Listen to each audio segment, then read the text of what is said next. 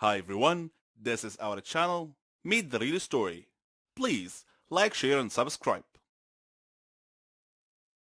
I am Brenda's child. Or at least I was. Because my grandmother had died and my mother at some point in her life felt that drugs would be beneficial to her, I was put into foster care at the age of 2 and adopted at the age of 7. I have no real memory of Brenda, just her name and the last time I saw her. I was 7, and I had gone to a foster care agency for a visit. She brought me some strawberry candy. I remember my adoptive mother telling me to say thank you, and I did. Then Brenda got up and told me she would see me again. I went back to the agency a month later for a visit, and she never showed up. My mother was gone, and I was no longer her child.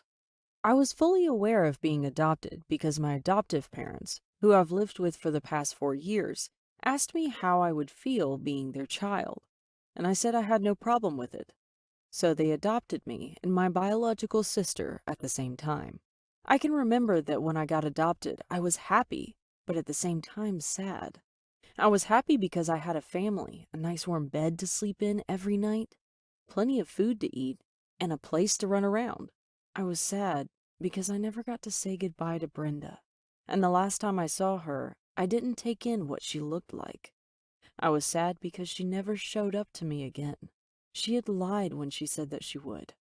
I'm not sure why I never saw Brenda again. But for years, I looked at myself as an intrusion. I figured she didn't want to see me anymore because I needed things and that would get in the way of her buying her drugs. When I went to sleep, I'd have dreams that Brenda had been looking for me and found me. I'd have dreams that she would recognize me and come up to me and say, "It's me, your mother." But I never talked about these things. I guess I just didn't see the point. It wouldn't have changed the feeling of loneliness that she had left behind. Besides, I didn't even know what exactly I was feeling. So keeping my feelings inside seemed normal, but it also left me even lonelier. My adoptive parents didn't make it that easy for me to talk either. It wasn't that they weren't good to me. They took me on road trips, they took me to, and great adventures, and they got my hair done every 2 weeks. They gave me a stable home, something I probably would have never had if I had been in foster care or still lived with Brenda. But my adoptive mother jumped to conclusions when I would try to tell her little things about boys or school or anything that happened in my life. She always assumed I was getting in some kind of trouble. So there wasn't any way I would have told her about my most painful private thoughts, even if I had thought of telling her. Instead, I just tried to be a nice kid who always seemed happy. I would smile, laugh, and joke. I'd come home and talk about everybody under the sun and how they were doing, except myself. I didn't want my adoptive parents to feel as if I wasn't appreciative or that I didn't love them, so I tried to act as if everything was good. When you're adopted, you feel like your adoptive parents at one point or another are going to expect you to be grateful. You imagine they're thinking, "We could have left you in foster care." And I was grateful, but there was still a part of me that was angry at having to be grateful for just being their child. There was a part of me that didn't trust their love, a part that said, "What makes you love me when my real mother didn't love me? What's so real about your love?" When I was angry, I expressed my pain by either writing or acting out, or sometimes both. At school, I had a quick temper. I got into physical fights and cursed people out. I ran away from home a lot, more times than I can count. My family couldn't understand why I acted the way I did, and neither could I. I just knew that I felt bad. It wasn't until I got into my teens that I said to myself that it was Brenda's loss to not know me, and I wasn't going to worry about her anymore. If she couldn't take care of me, then she couldn't have had me. So what if I was an intrusion? She made me an intrusion. If I was out in the street and the thought of her would enter my mind, I would turn my head and find something to distract me. If I was at home, I would get up and grab a book or watch television. But even while I blocked her out, the hurt continued, and my behavior got worse and worse. I spoke whatever was on my mind and cared very little about how people were feeling. My most common response to anything anybody said to me was, "Whatever." I was rude, rebellious, and the smallest things ticked me off. I had a non-caring attitude, and the worse I got, the more frustrated and angry my parents got. By the time I was 12 or 13, my mother and I weren't really getting along. She often beat me, and a couple of times she could have seriously hurt me. Whenever I got on my mother's nerves, she would tell me, "I don't care who you go and tell that I punished you. If they want you, they could have you because I am tired of you." Or she'd say, "I never had this problem with my sons. Why couldn't you be like them?" I felt like my mother didn't want me, even though she had adopted me. I felt that she wanted a replica of her children, who didn't act out so much and didn't get in trouble in school standards I could never live up to. It didn't help that much that my extended family never really accepted me. Every Christmas, they acted funny towards me. I found out later that some of them never wanted my adoptive parents to adopt me in the first place. When things got really bad with my mom, I went to one of my aunts for help, and she threatened to call the police on me for running away. She didn't like me, and the truth is, she didn't like my mom either. And she just didn't want to be involved. I ran away for the last time when I was 14, even though my mother wanted me back. I felt she had put me through too much to return. I rejected the only family I had had for the last 10 years, a family I had come to feel didn't want me, but just put up with me.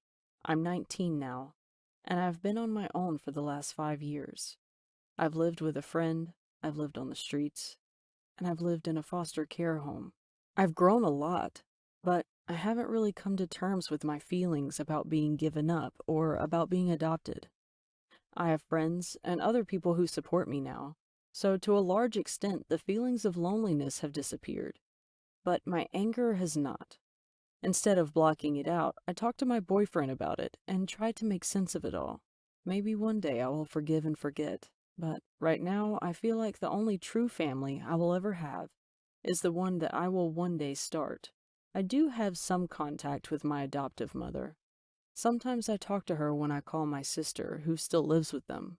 My mother wrote me a letter apologizing for the past, and she has even asked if she could come to my college graduation. I'm thinking about it, but I'm not sure I can forgive her yet for all the things she said and did to me that really hurt. I don't think I will ever forgive my extended adoptive family. They weren't there for me and my mother when we were having troubles. They didn't stick by me. They made me feel like they never wanted me. To this day, I carry around with me this feeling of not belonging, and this feeling of wanting to belong. When I was younger, I was able to block the memory of Brenda out of my mind. But now, it's not so easy.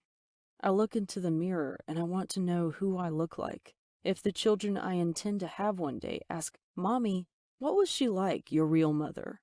I want to be able to answer that, or I'd like my kids to be able to ask her for themselves. It seems like the chance of finding her are as slim as the skin peeled off an apple, so I gave up on that. I realize I may never find her. I'll have to accept that. Still, I want to find her, and the thought of her comes into my mind often. I am angry at her. I am angry because she lied to me, and I am angry because she left me. But I still believe that even if I found out that Brenda was not alive or even in jail, it would bring a sense of closure. It would fill up that empty space in my heart. Do you guys think I should keep looking for her? Or is it too late? We all enjoy watching horror movies. The fear, the torture, the suspense, the excitement. We have to watch them to the end to see if the evildoers get what they deserve. We love this kind of excitement from time to time. It interrupts our boring daily routine. We watch movies that excite and terrify, that stir our emotions, spark our imagination, present what-if situations. We imagine what we would do if faced with the same situation in real life. I never really thought that I would actually have to go through something like that, though. My name is Sola. I'm 14 years old. I live with my mom and my brother. My father left us long ago, and we don't know where he went or anything else about him. Mom lost hope and gave up trying to find him. She decided to raise us alone. My brother Carl and I were best friends. He trusted me with all his secrets. We didn't have any relatives, and very few people came to visit us. One day, Mom received a phone call, and as she was talking, her face changed. Suddenly, she seemed afraid. She saw me coming and tried to force a smile on her face, but I noticed, and I heard her say, "Yes, it's the same address. When did you leave the hospital?" "Sure, sure, I'll wait for you." I wondered why Mom was so nervous, and I asked her, "Who were you talking to?" She told me that she was talking to her brother, and I thought, "Brother? You never told us you had a brother." Then she explained that her brother had left a long time ago and had just returned. She told me that he was coming to visit us tomorrow. I didn't know why Mom would have kept her brother a secret from us, but I was still excited to meet my uncle. Carl was at summer camp, which meant that he was going to miss meeting Uncle. Too bad. The next day, Mom cleaned the house and told me not to speak too much with Uncle because he didn't like talkative people.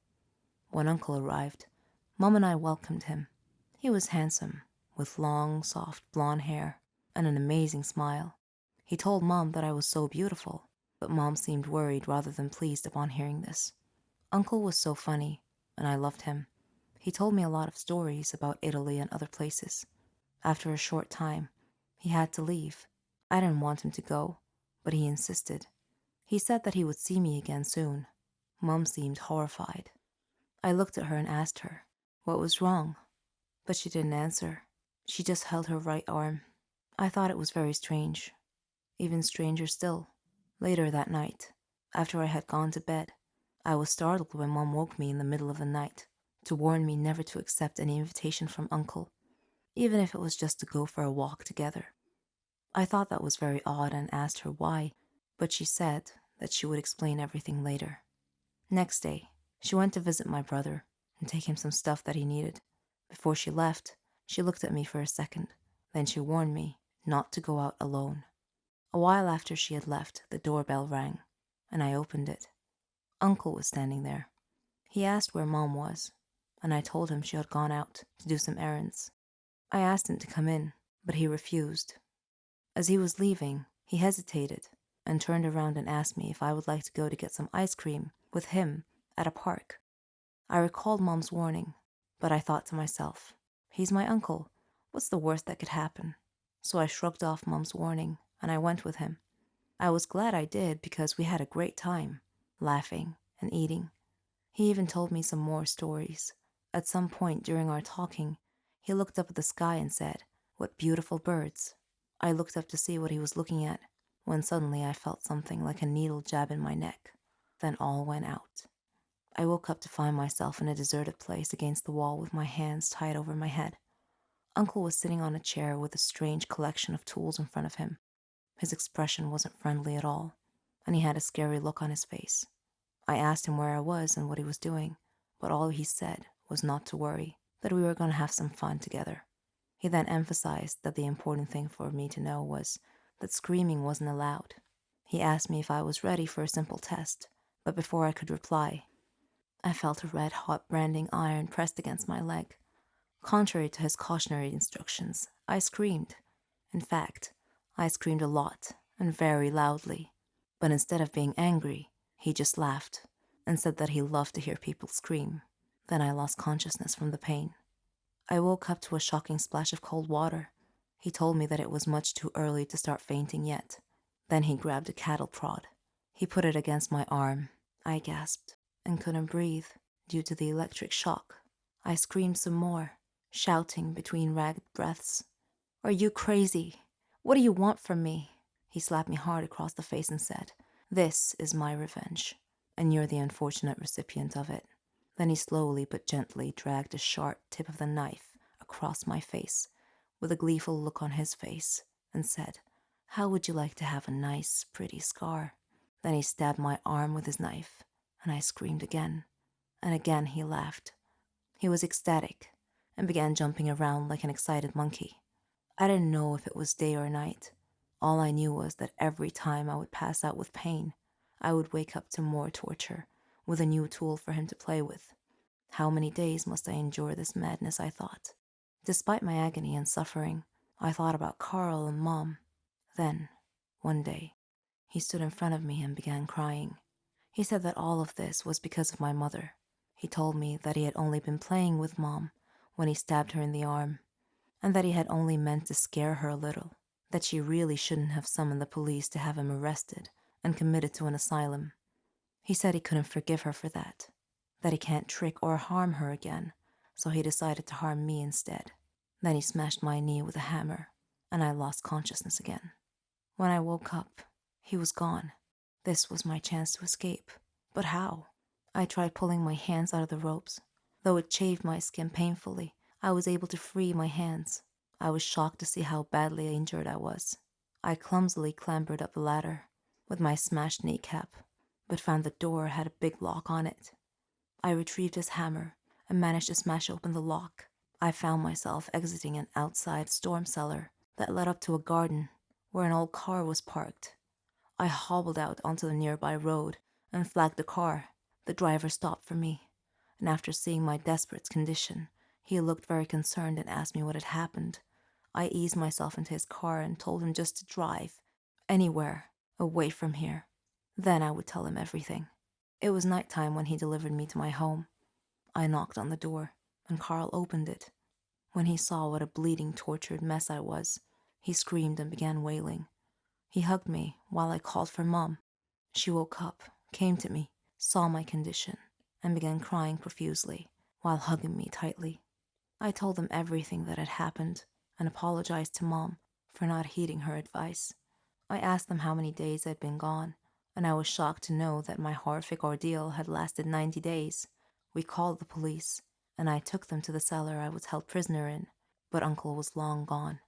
Now I know Mom's secret, why she was afraid when he called, why she held her arm in Uncle's presence, why she warned me not to go anywhere with him. If only she had told me why, things might have been different. I have lived in fear of everything since that day. Recently, I received a letter. It only made matters worse. It said, "This isn't over yet, until we meet again." Mom and I had the sick feeling that he was still watching us, waiting for an opportunity to take his revenge. So we moved to a city far away to start a new anonymous life, to try and put this horrible experience behind us forever, even if it did haunt our every waking hour.